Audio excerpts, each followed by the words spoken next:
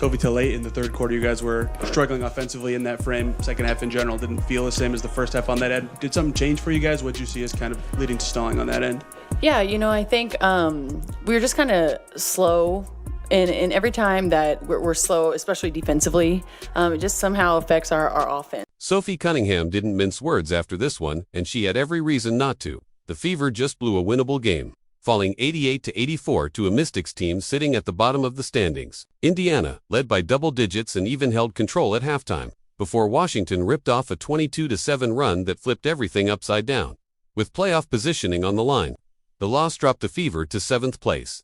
And Cunningham's post-game fire. We'll get to her exact words and why they cut so deep compared to Stephanie White's excuses. So what do you think? Why did the Fever lose? Is Stephanie White to blame? Let us know in the comments below. Above her head is Cunningham with a steal.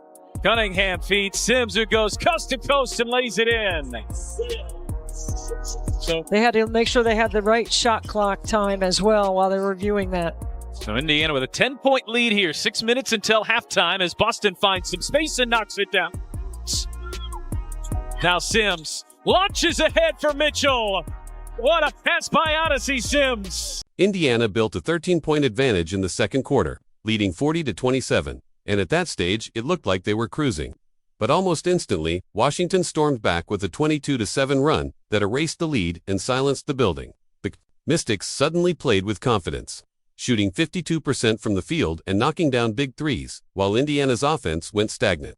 What should have been a decisive cushion quickly collapsed into a vulnerable one-possession game within minutes. Time for the Buckeyes.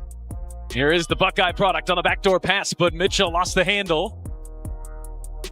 Sutton thought about the three, steps in, Hull got a piece. Dolson has been wide open all possession, splashes home a three, and we are level at 47. That swing wasn't fueled by some unstoppable star on the other side. It came from the Fever losing their grip.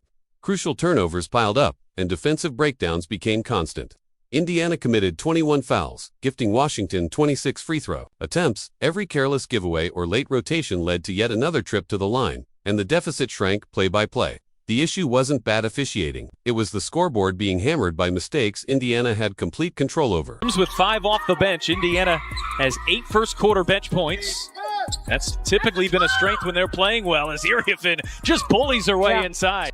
Now Citron being guarded by Lexie Hull. Hull goes over the screen, defends her really well. Citron just has to fire it up, and a circus shot for Citron. Adding to the frustration, the ones who punished Indiana were Washington's all-star rookies. Sonia Citron looked unfazed, pouring in 21 points, while Kiki Eon muscled her way to 18 points and 12 rebounds, including several second-chance boards that completely flipped momentum. Their production wasn't just empty numbers. It was proof that when Indiana stopped dictating the game, even a team still searching for its identity could come in and take control.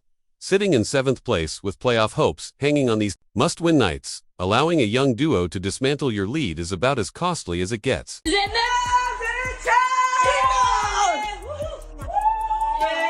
In the chat, get excited!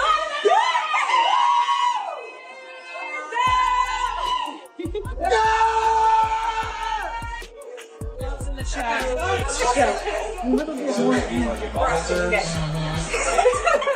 Why at the same time? Because I'm you and you're me. We switch bodies. Zub's in the chat. It's not as if Indiana lacked individual performances to lean on. Aliyah Boston was outstanding inside, putting up 20 points and grabbing 9 rebounds, the kind of steady production that should anchor a win. Kelsey Mitchell facilitated. Well, in the first half, Sophie Cunningham brought energy, and Lexie Hull added defensive grit. The core players worked hard and never quit, which makes the outcome even harder to swallow. The collapse wasn't about effort on the floor. It was the absence of direction that left those efforts wasted. Gets it into Boston. Hand off Mitchell. Indiana has to hurry. Lob back for Boston. Boston finishes. It's a 2-point game. 5.9 seconds remain. The reality is simple. Indiana didn't lose this game because Washington was the better team. They lost it by giving away steady possessions, letting the Mystics dictate the tempo, and never finding a counter once the tide began to turn. Pattern has haunted the Fever all season. Strong stretches evaporating into preventable collapses.